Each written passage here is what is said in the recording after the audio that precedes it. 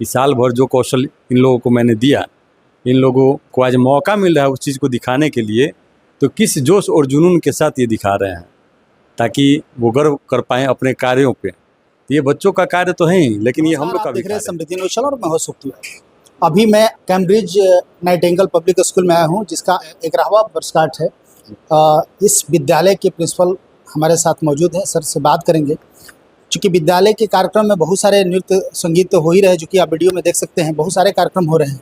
काफ़ी ही अद्भुत तरीके से बच्चों ने जो प्रतिभा दिखाया, अभी हम देख रहे थे एक बहुत ही सुंदर कार्यक्रम हो रहा था। बच्चे एक कोई कॉमेडी में कुछ एक्टिंग कर रहे थे, इतना मस्त लगा ना कि हम क्या बताएं। आप लोगों को भी वीडियो में देखने को मिलेगा। प्रिंसिपल सर हमारे साथ मौजूद है। ऐसे में बता दूं कि बहुत ही सामाजिक व्यक्ति भी हैं, रोटी बैंक से भी जुड़े हुए हैं। जहाँ पे समाज की बात आती है, जहाँ पे सामाजिकता की बात आती है, तो कहीं ना कहीं वहाँ कुछ और ही मैसेज जाता है, कुछ और ही माहौल हो जाता है। जो समाज से जुड़ा है, निश्चित तौर से जो बच्चे इनके विद्यालय में आते हैं, उनको भी उसी एंगल से ये देखते होंगे कि नहीं, बच्चे की परवरिश कैसे हो, बच्चे हमारे यहाँ पढ़ रहे हैं तो कैसे उन लोगों को क्या किया जाए कि वो जाके और समाज को आईना दिखा सके। सबसे पहले स्वागत है सर, और आपका 11वां वर्षगांठ जो मन रहा है विद्यालय का, इसके लिए तहे दिल से धन्यवाद, आपको स्वागत। क्या कहें? सबसे पहले तो आपका मैं बहुत बहुत धन्यवाद व्यक्त करूंगा, क्योंकि आपने अपने जीवन का बहुत कीमती समय निकाल के यहाँ पर हम लोग के साथ परिवार को दिया है। ये हम लोग का 11 सालों का एक तप है, तपस्या है।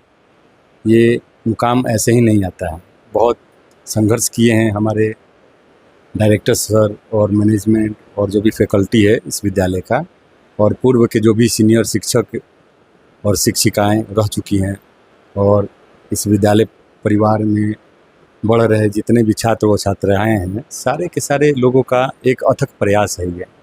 ये साल का एक ऐसा जलसा है जो कि एकेडमिक कैलेंडर के समाप्ति पे सेलिब्रेट किया जाता है। मेरे ख्याल से हर विद्यालय बड़ा पंप एंड शो के साथ इस चीज़ को सेलिब्रेट किया है, और हमारे विद्यालय में भी आज आप देख रहे हैं जैसा कि विविध प्रकार के संगीत, लोकगीत, नाटक, डांस और कॉमेडी और एंकरिंग।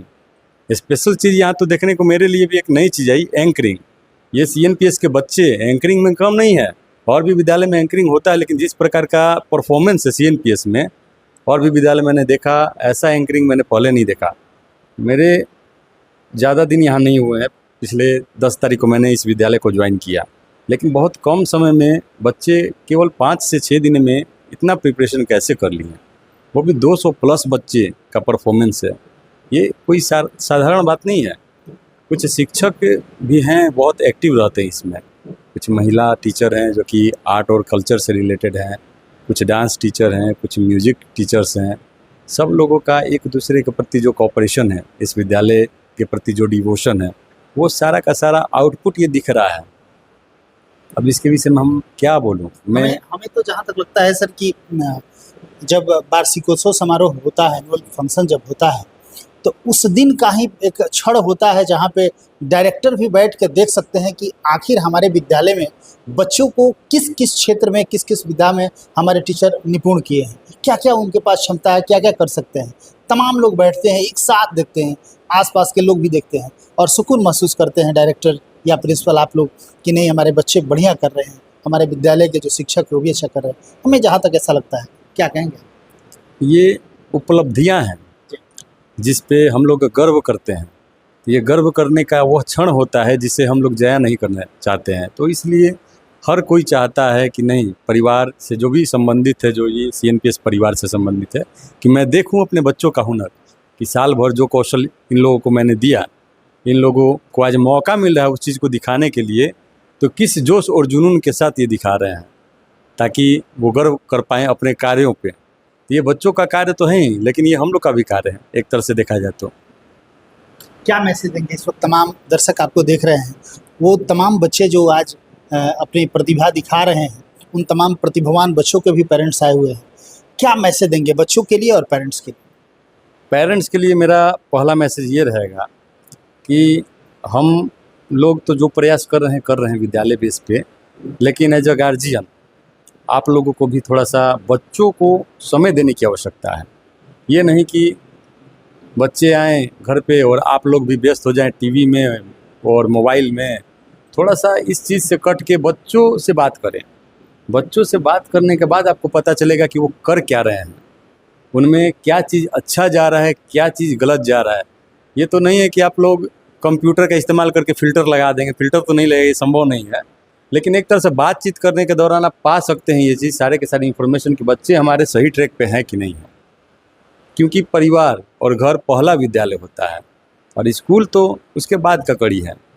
तो स्कूल के आधार पे जो हम लोग की महत्वाकांक्षाएँ हैं, जो भी हम लोग की समाज के प्रति जिम्मेदारियाँ हैं और जिस प्रकार का मानव संसाधन हम देना चाहते हैं अपने समाज को, उसके लिए हम कटिबद्ध हैं। और एक सामाजिक कार्यकर्ता होने के नाते मैं तो समझ सकता हूं कि समाज में किस किस प्रकार की समस्याएं हर जगह फैली हुई है, कैसे कैसे लोग कैसे कैसे रूप में अपनी जीविका चला रहे हैं। लेकिन मैं नहीं चाहता कि मेरे पढ़ाए हुए बच्चे यहाँ से निकले तो वो थोड़ा सा गलत नज़रिए से उनको देखा जाए।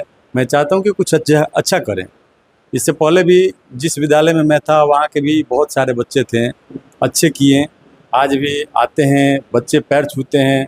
उस समय मेरी अंदर की महत्वाकांक्षाएँ ऐसी रहती है कि मानिए कि अगर भारत रत्न भी मुझे मिला रहता ना तो उसका भी महत्व उस समय कम रहता। जब बच्चे मेरे आशीर्वाद लेते हैं उस समय वो जो भाव रहता है गुरु का, मैं शब्दों में व्यक्त नहीं कर सकता हूँ।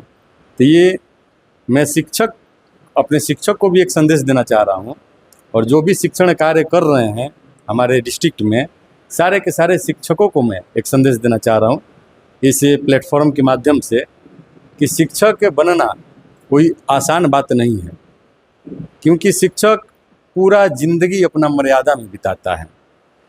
तो मर्यादित रहना, एक चरित्रवान व्यक्ति की तरह, एक गुणवान व्यक्ति की तरह, एक अच्छे विचारधारा की ओर बहुत संघर्षरत है। और बच्चों को पढ़ाने के दरमियान लड़कों को जो हम शिक्षा देते हैं इस उद्देश्य से देते हैं ताकि भविष्य में वो कुछ कर पाए। लेकिन लड़कियों को हम लोग शिक्षा देते हैं तो यहाँ दो मोटिव होता है। क्योंकि उसे एक परिवार को ठीक नहीं करना है, एक तो अपने अभी वर्तमान समय में अपने पिता के परिवार के लिए उसे करना है। अगर अच्छा करेगी तो बहुत अच्छा है, लेकिन जो भविष्य है लड़कियों का, शादी विवाह, यानी उनका कनेक्शन होता है दो परिवारों से। तो हमें सोचना चाहिए कि लड़कियों को हम कर रहा है तो कैसी शिक्षा व्यवस्था हो। बोलने को तो बहुत सारे चीज़ है भैया, लेकिन अब क्या मैं बोलूं, समय। चलिए बहुत बहुत धन्यवाद सर, बहुत बहुत धन्यवाद। और बड़ा ही अच्छा लगा क्योंकि आपने जो मैसेज दिया वाकई लाजवाब रहा है। तो आप देख रहे हैं 11 साल पूरे हुए इस विद्यालय का और अभी हम इस विद्यालय में आए हुए हैं। 11वां वर्षगांठ आज मन रहा है। बच्चे काफ़ी धूमधाम से हर्षोल्लास के साथ अपने प्रतिभा को दिखा रहे हैं। अभी प्रिंसिपल सर से हमारी बात हुई और प्रिंसिपल सर ने जो मैसेज दिया अभिभावक के लिए ये बहुत ज़रूरी है। क्योंकि जब तक अभिभावक नहीं चाहेंगे उनका बच्चा कभी भी श्रेष्ठ नहीं हो सकता है, महान नहीं हो सकता है, इतिहास नहीं गढ़ सकता है। उसके लिए आपको अपने बच्चों के लिए समय देना होगा। आप सोचते हैं कि 8 घंटा बच्चे विद्यालय में चले गए और उससे आपके बच्चों का फ्यूचर बन जाएगा, तो ये कहीं ना कहीं नासमझी कही जा सकती है। आपको अपने बच्चों को केयर करना होगा। आपके बच्चे विद्यालय में गए कि नहीं गए तो क्या पढ़े, क्या होमवर्क मिला, घर पे उन लोगों को क्या किस तरह वो होमवर्क पूरा कर रहे हैं कि नहीं कर रहे हैं, उनका साथ सर्किल कैसा है, ये तमाम चीज़ आपके ऊपर डिपेंड करता है। क्योंकि सबसे पहला पाठशाला आपका घर ही होता है। बच्चों को यहाँ बेहतर कोई गुरु हो ही नहीं सकता है। लगातार खबरों के साथ बने रहिए, फिर कुछ अपडेट होता है तो आपको दिखाने की कोशिश करेंगे। बहुत बहुत धन्यवाद, थैंक यू।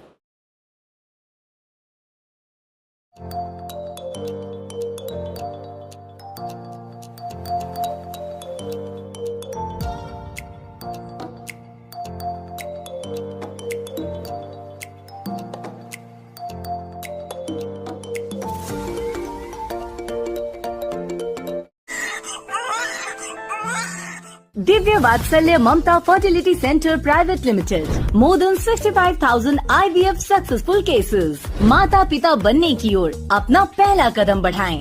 IVF अपनाएं। कई राष्ट्रीय एवं अंतर्राष्ट्रीय अवार्ड से सम्मानित डॉक्टर रश्मि प्रसाद। विश्व स्तरीय तकनीक ICSI, IVF, IUI, blastocyst transfer की समुचित व्यवस्था। 234, 235 लड्डू गोपाल मिष्ठान भंडार के नजदीक, पाटलिपुत्रा कॉलोनी, पटना।